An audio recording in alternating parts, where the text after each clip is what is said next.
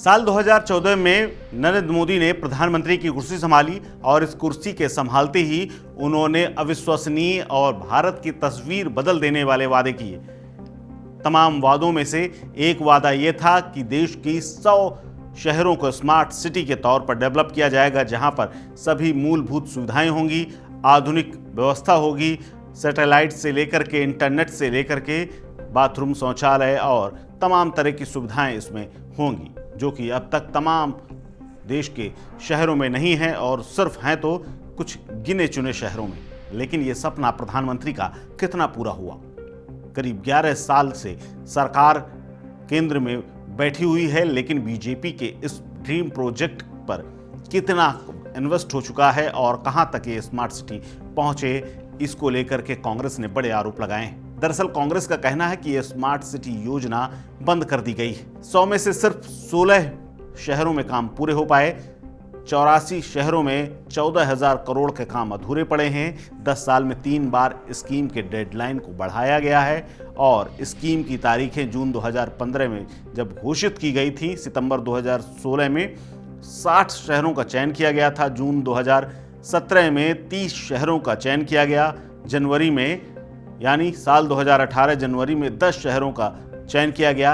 100 शहरों को मार्च 2023 तक प्रोजेक्ट पूरे करने थे, लेकिन 25 चल रहा है, काम अटके हुए हैं। स्मार्ट सिटी के कुछ मापदंड हैं, जैसे पर्याप्त जल, बिजली की आपूर्ति, इसके अलावा कूड़े का प्रबंधन, इसके साथ ही कुशल सार्वजनिक परिवहन यानी बसों का आवागमन, कम आय वर्ग के लिए आवास होने चाहिए, कनेक्टिविटी के लिए इंटरनेट और आईटी का विस्तार होना चाहिए यानी डिजिटलाइजेशन, ई गवर्नेंस और पब्लिक भागीदारी होनी चाहिए, पर्यावरण को संरक्षण मिलना चाहिए, नागरिकों को सुरक्षा मिले, अच्छी स्वास्थ्य और शिक्षा की सेवाएं हों। इसके अलावा जिस हिसाब से जिन शहरों में काम पूरे होने के दावे किए जा रहे हैं, क्या वाकई में वो स्मार्ट बन गए हैं? ये भी अपने आप में बड़ा सवाल है।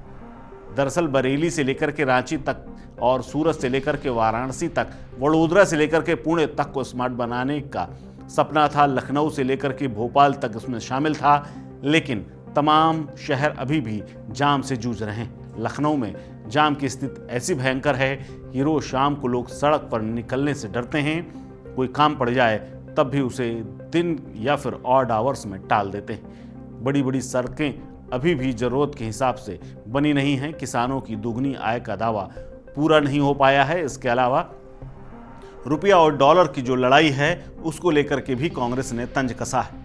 इसके अलावा स्मार्ट सिटी, 2 करोड़ सालाना रोजगार समेत तमाम चीजों को लेकर के कांग्रेस ने तंज कसा है। कांग्रेस के प्रवक्ता सुप्रिया श्रीनेत ने इसको लेकर के क्या कहा है, सुनिए। एक और जुमले का अंत हुआ। सरकार ने स्मार्ट सिटी मिशन स्कीम को बंद कर दिया है। इस स्कीम के तहत 100 स्मार्ट सिटीज बननी थी। सरकार के ही मुताबिक सिर्फ 16 बन पाई हैं। 84 स्मार्ट सिटीज में 14,000 करोड़ रुपए का काम अभी अधूरा पड़ा हुआ है।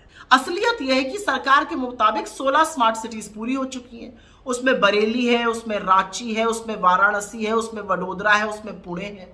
क्या इन शहरों में आपको ये सारे मापदंड दिख रहे हैं? उन शहरों में बड़ी बड़ी खुदी सड़कें स्मार्ट सिटी के नाम पे जरूर दिख रही हैं, लेकिन ये मापदंड पूरे नहीं हुए। तो चाहे किसान की दुगनी आय हो, या 2 करोड़ रोजगार हो, या 15 लाख हर अकाउंट में हो, या रुपए डॉलर का एक होना हो, या चीन को आंख दिखाना हो, या फिर 100 स्मार्ट सिटी बनना हो, असलियत यह है कि ये बड़े बड़े जुमले थे जो धराशायी हो गए। और इसमें सिर्फ सरकार की अकर्मण्यता या निकम्मापन नहीं दिख रहा है। 100 स्मार्ट सिटी के फेलियर में भ्रष्टाचार की भी बू आ रही है, क्योंकि सवाल तो उठेंगे ना कि इस खर्च का जिम्मेदार कौन है। प्रधानमंत्री नरेंद्र मोदी ने जब इस प्रोजेक्ट की शुरुआत की थी तब जोर शोर से प्रचार प्रसार किया गया था, लेकिन अब सवाल यह है कि तमाम खर्च के बावजूद आखिरकार ये डेडलाइन पूरी हो चुकी है, लेकिन काम अधूरा क्यों पड़ा है? इसके अलावा तर्क सरकार का यह भी है कि कोविड काल के दौरान काम प्रभावित हुए, लेकिन 2023 की डेडलाइन अब 2025 है। क्या 2 साल अगर काम पिछड़ गया तो अब तक नहीं हो जाना चाहिए? सवाल ये भी है कि जनता के हजारों करोड़ रुपए आखिरकार कैसे खर्च हुए और लागत कैसे बढ़ती चली जा रही है, और इस स्कीम से आखिरकार फेलियर जो हुआ है, जो नुकसान हुआ है, जो अब तक अधूरे प्रोजेक्ट पड़े हैं, क्या वो उसी बजट में पूरे हो जाएंगे? ये भी अपने आप में सवाल है।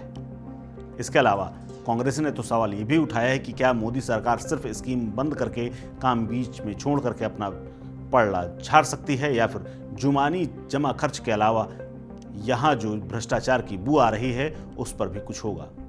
फिलहाल इस खबर में इतना ही। अपडेट्स के लिए बने रहिए वन इंडिया हिंदी के साथ। नमस्कार।